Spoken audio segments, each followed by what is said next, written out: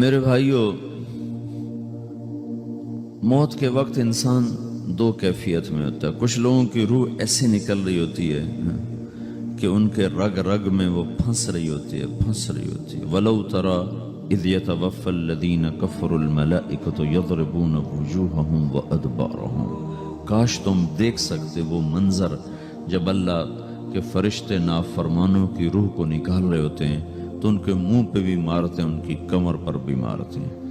اور اخرجوا انفسکم اليوم، نکالو آج اپنی روحوں اور جانوں، اب تم بچ نہیں سکتے ہو۔ وہ پیچھے ہٹنا چاہتے ہیں، رب ارجعون، مجھے واپس کر دے تھوڑی دیر کے لیے، لعلی اعمل صالحا، اب میں پورا ٹھیک مسلمان بن کے چلوں گا۔ تو اس کے جواب میں ہوتا ہے، اور حدیث پاک میں آتا ہے کہ ملک الموت اترتا ہے، اس کے ساتھ 4 فرشتے ہوتے ہیں۔ وہ 4 فرشتے آتے ہیں، اس کی پٹائی شروع کر دیتے ہیں۔ ابھی پرسوں یہ حدیث میں نے پڑھی ابن ماجہ میں کہ ملک الموت کہتا ہے ایتھا النفس الخبیثہ کانت فی الجسد الخبیث، اے خبیث روح جو خبیث جسم میں تھی، اخرج، باہر آؤ۔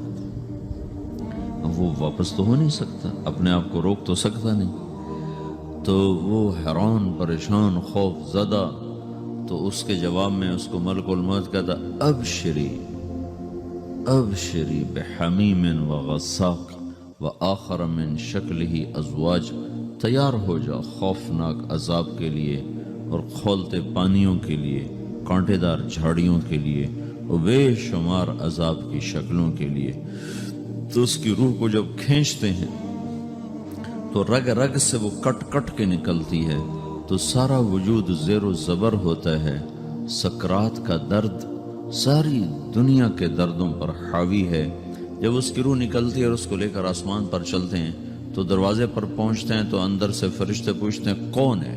کہتے ہیں فلاں کا بیٹا ہے۔ کا نفس خبیثہ فی الجسد الخبیث، یہ تو وہی بدماش ہے جو بدماش جسم میں تھا، یہ وہ بدبخت روح ہے جو بدبخت جسم میں تھی، اس کے لیے آسمان کے دروازے نہیں کھول سکتے، اسے واپس کر دیا جائے۔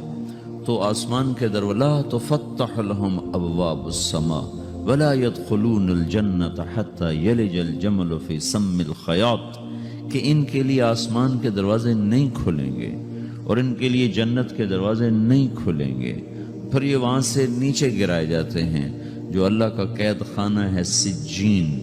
وما ادراک ما سجین کتاب مرقوم، وہ تمہیں خبر نہیں کہ وہ کیا خوفناک قید خانہ ہے جو اللہ تعالیٰ نے بنایا ہے، اسے وہاں دھکیل دیا جاتا ہے۔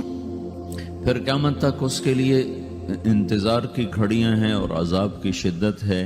اور جب کوئی نیک آدمی اللہ تعالیٰ کے دربار میں جانے کا اس کا وقت آتا ہے تو اللہ تبارک و تعالیٰ فرماتے ہیں ان الذین قالوا ربنا اللہ ثم استقاموا تتنزل علیہم الملائکۃ الا تخافوا ولا تحزنوا وابشروا بالجنۃ التي کنتم توعدون نحن اولیاؤکم فی الحیاۃ الدنیا وفی الآخرہ ولکم فیہا ما تشتہی انفسکم ولکم فیہا ما تدعون نزل من غفور الرحیم۔ جب کوئی نیک مرد عورت کے جانے کا وقت آتا ہے تو اس کے لیے بھی فرشتے آتے ہیں اور آ کر اس کو خوشخبری دیتے ہیں اور آ کر اس کو تسلی دیتے ہیں کہ آپ غم نہ کریں، پیچھے والے بھی آپ کو مل جائیں گے، آپ خوف نہ کریں، آگے ساری منزلیں آپ کے لیے آسان ہیں، آپ کے لیے جنت بھی تیار ہے، رب بھی مہربان ہے۔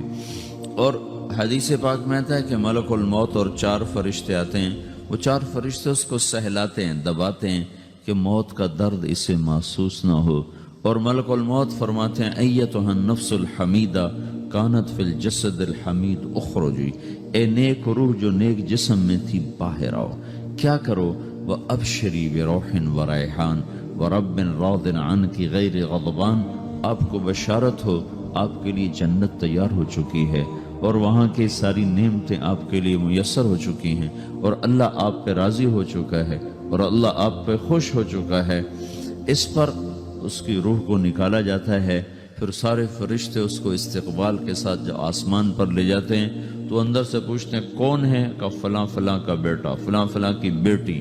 کہتے ہیں نفس حمیدہ فی جسد حمید، یہ تو نیک روح تھی جو نیک جسم میں تھی، مرحبم بہی، اس کو ہم سب استقبال کس کا کرتے ہیں، اور ایک دم آسمان کے دروازے کھلتے ہیں، پھر وہ پہلا، دوسرا، تیسرا، چوتھا سارے آسمان پار کرتا ہوا اللہ پاک کے عرش کے نیچے کے جا کر، مرد ہے یا عورت، وہاں جا کر سجدے میں سر رکھتا ہے، اور اللہ تعالیٰ فرماتے ہیں ہاں اس نے ہمیں خوش کیا، ہم اسے خوش کریں گے، اور اس کو عافیت کے ساتھ وہاں آسمان میں، پہلے آسمان سے لے کر اللہ کے عرش تک یہ سب ویٹنگ روم بنے ہوئے ہیں، جہاں اللہ اپنے اپنے درجات کے مطابق جنت والوں کو ٹھہراتا ہے، اور وہ انتظار گاہ ہے، اور وقت ختم ہو جاتا ہے، لہٰذا انتظار کی جو تکلیف ہے وہ بھی ختم ہو جاتی ہے۔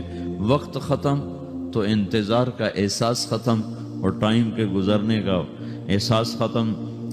تو جیسے اصحاب کہف کو اللہ نے غار میں داخل کر کے تو غار کے اندر سے وقت کو نکال کے باہر پھینک دیا، باہر 300 سال گزرے، اندر آدھا ہی دن گزرا تھا۔ وہ جب اٹھے ہیں تو وہ 25 برس کا نوجوان 325 سال کا ہو کے نہیں اٹھا، وہ 25 سال کی عمر میں اٹھا ہے، نہ ناخن بڑا ہے، نہ مونچھیں بڑی ہیں، نہ ان کی داڑیاں لمبی ہوئی ہیں، جو تو زندہ تھے، مر نہیں گئے تھے، تو زندہ کے تو بال بھی بڑھتے ہیں، ناخن بھی بڑھتے ہیں، لیکن وہ اس طرح اٹھے کہ 300 برس گزر گئے، اور 25 برس کا نوجوان 25 سال کی عمر میں اٹھا ہے، 20 برس کا 20 برس کی عمر میں اٹھا ہے، اور وہ کہنے لگے کم لبثنا، بھائی کتنا ٹھہرے ہیں، کہ یومن او بعد یومن، لگتا ہے کوئی دن، آدھا دن ٹھہرے ہیں۔ وہ صحیح کہہ رہے تھے۔ باہر اللہ تعالیٰ نے وقت کی گھڑی کو چلائے رکھا، اور اندر غار میں اس کو سوئچ آف کر دیا، نکال دیا، یہاں وقت کو داخل نہیں ہونے دیا، تو وقت کے گزرنے سے جو بھی اثرات مرتب ہوتے ہیں وہ ان پر مرتب نہیں ہوئے، تو وہ 20 آدھے ہی دن کے بعد اٹھے ہیں، باہر 300 سال، اندر آدھا دن۔ یہی کچھ اللہ تبارک و تعالیٰ برزخ میں کر دیتا ہے، وقت کو ختم کر دیتا ہے، گزرنے کا احساس نہیں ہوتا ہے۔ تو اس طرح میرے عزیزو، یہ دو موتیں ہر انسان دیکھتا ہے، یا وہ جنت کے فرشتوں کا استقبال دیکھتا ہے، یا جہنم کے فرشتوں کی مار اور پٹائی کو سہتا ہے۔ رابعہ بصری رحمۃ اللہ علیہ کا انتقال ہونے لگا تو انہوں نے رات کو فوت ہوئی، تو انہوں نے اپنی خادمہ کو بلا کے فرمایا کہ کسی کو بتانا نہیں، جب میں مر جاؤں تو پڑوس میں 2-4 کو بلا کر نا میرا جنازہ پڑھوا دینا، اور جس کرتے میں تہجد پڑھتی تھی وہی میرا کفن بنا دینا، اور صبح بے شک لوگوں کو بتا دینا، میرے مرنے کے بعد میری میت کو رکھنا نہیں، فوراً دبا دینا۔ تو جب ان کا انتقال ہوا تو انہوں نے پڑوس کے 2-4-10-20 آدمی بلائے، اور ان کو تدفین، تجہیز سب کچھ ہو گئی۔ صبح شور مچا کہ وہ رابعہ بصری کا انتقال ہو گیا۔ تو اگلے دن وہ خواب میں اس خادمہ کو ملی اور کہا بیٹی تیری بڑی مہربانی، تو نے میری وصیت کے مطابق عمل کیا۔ اس نے دیکھا کہ انہوں نے ایک خوبصورت سبز لباس پہنا ہوا ہے، تو وہ فرمانے لگی، انہوں نے سوال کیا کہ آپ کے ساتھ قبر میں کیا ہوا؟ تو وہ کہنے لگی کہ میرے پاس منکر نکیر آئے تھے اور مجھ سے کہنے لگے من رب کی، تیرا رب کون ہے؟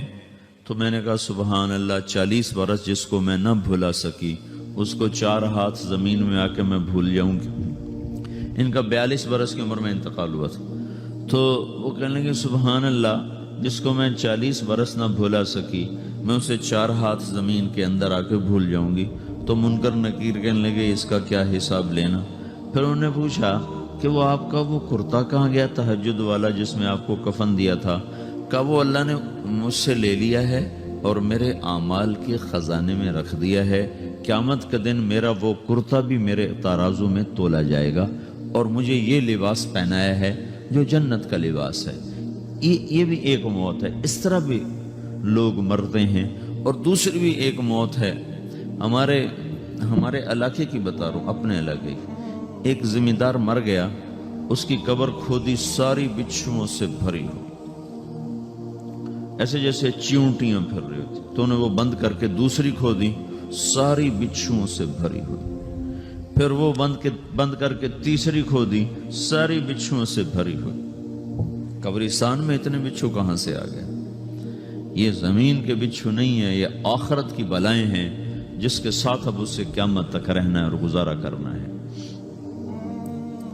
تو یہ 2 طرح کی موتیں روزانہ لوگ مرتے ہیں، روزانہ لوگ مرتے ہیں۔ جب نماز کا وقت ہوتا ہے ملک الموت ساری دنیا کا چکر لگاتا ہے، اور دیکھتا ہے کون پڑھ رہا ہے کون نہیں پڑھ رہا، کون پڑھ رہا ہے کون نہیں پڑھ رہا۔ جو نماز کی پابندی کرتا ہے اس کی موت آسانی سے ہوتی، جو نماز میں غفلت کرتا ہے اس کے ساتھ موت کے وقت شدت اور سختی اختیار کی جاتی۔ تو بھائیو، یہ ایک جسم ہے، ایک روح ہے۔ روح باقی رہنے والی چیز ہے، جسم مٹ جاتا ہے، پھر اللہ سے قیامت کے دن نیا جسم عطا فرمائے گا، ایک نیا جسم دیا جائے گا۔ روح وہی ہے جو اللہ کے خزانوں میں جمع ہو جاتی ہے۔ نافرمان کی سیاہ کالی روح ہوتی ہے، فرما بردار کی روشن چمکدار روح ہوتی ہے۔ تو اللہ نے کچھ تقاضے جسم کے رکھے ہیں اور کچھ روح کے رکھے ہیں۔ جسم کے تقاضے پورے نہ کرو تو یہ پریشان ہو جاتا ہے، روح کے تقاضے پورے نہ کرو تو یہ پریشان ہو جاتی۔ روح کی پریشانی جسم سے زیادہ ہے، چونکہ روح کی طاقت جسم سے زیادہ ہے۔ جسم مٹی سے بنا ہے، اس کی غذا بھی مٹی سے نکلتی ہے۔ روح آسمان سے ہے، اس کی غذا بھی آسمان سے ہے۔ روح کا تعلق جب تک اللہ سے نہیں جڑتا، اس سے بھوک اور پیاس لگتی رہتی ہے۔ جسم کو جب تک روٹی اور پانی نہ ملے یہ تڑپتا اور پریشان رہتا ہے۔ جیسے اللہ تعالیٰ نے ہمارے جسم میں روٹی اور پانی کی طلب کو بے ساختہ رکھ دیا ہے۔ میں بیان کے دوران بھی پانی پی رہا ہوں، آپ دیکھ رہے ہیں کہ میرا حلق سوکھ جاتا ہے، مجھے طلب محسوس ہوتی ہے، پانی حلق سوکھتا ہے، پانی کی طرف بھاگتے ہیں، بھوک لگتی ہم روٹی کی طرف بھاگتے ہیں۔ یہ ایک ایسا اندر میں آٹومیٹک سسٹم ہے کہ ہم اس کو آف نہیں کر سکتے۔ یہ سوتے سوتے بھی بھوک کی وجہ سے آنکھ کھل جاتی، سوتے سوتے پیاس کی وجہ سے آنکھ کھل جاتی ہے۔ یہ ایسا خود اللہ تعالیٰ نے ساختہ نظام بنایا ہے کہ آپ اپنے جسم میں روٹی اور پانی کی طلب کو نہیں نکال سکتے۔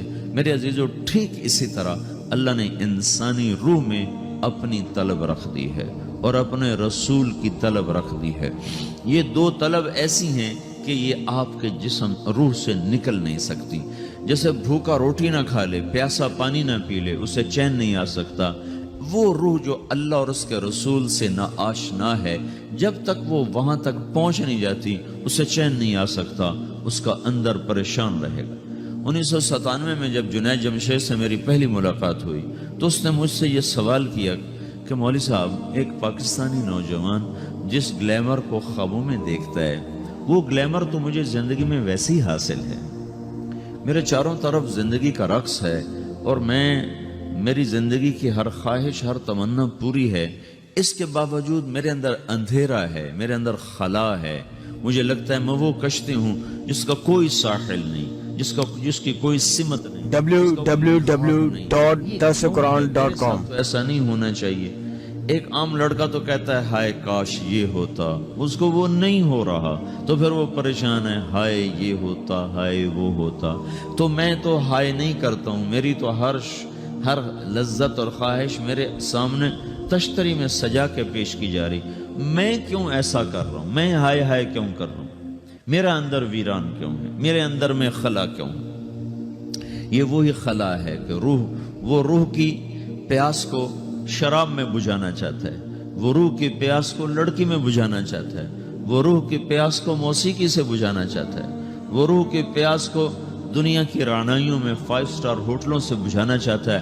روح کیا جانے روٹی کیا ہے، شراب کیا ہے، پانی کیا ہے، عورت کیا ہے، موسیقی کیا ہے، گھنگرو کیا ہے، پائل کیا ہے، چھنکار کیا ہے، روح کو ان چیزوں کی کیا خبر۔ امریکہ میں ہماری ایک جماعت تھی تو 4 لڑکے 2 لڑکیاں، 4 لڑکیاں 2 لڑکے مسلمان ہیں۔ تو ایک لڑکے کا نام رکھا تھا ابراہیم، اور اس کو جب پڑھایا نا کلمہ، انہوں نے کہا ہائے، انہوں نے کہا ہائے، وہ دونوں ہاتھ یہاں رکھے سینے پر، دل پر، کہا ہائے۔ تو ہمارے ساتھی ہیں ڈاکٹر اختر، وہ کہنے لگے کیا ہوا کیا ہوا؟ کہنے لگا جب سے ہوش سنبھالا یہ جگہ خالی تھی، یہ تیرے کلمہ پڑھانے پر بھر گئی ہے کہ میری خوشی سے ہائے نکل گئی۔ یہ جگہ خالی رہے گی، یہاں شراب نہیں پہنچ سکتی، یہاں نغمہ اور موسیقی نہیں پہنچ سکتی، یہاں تالے لگے ہوئے ہیں، یہاں تک کوئی آواز نہیں جا سکتی۔ دل کے تاروں پر ایک ہی نغمہ چڑھ سکتا ہے اور وہ اللہ کی یاد کا ہے اور اللہ کی محبت کا ہے اور اللہ کے رسول کی محبت کا ہے۔ باقی کوئی مضراب ایسا نہیں جو ان تاروں کو چھیڑ سکے، باقی کوئی چیز آواز ایسی نہیں جو دل کی دنیا پر جا کر دستک دے سکے یہاں بند دروازے ہیں، یہاں صرف اللہ پہنچے گا، اللہ کے رسول کا تعلق پہنچے گا، باقی کوئی چیز یہاں نہیں جا سکتی۔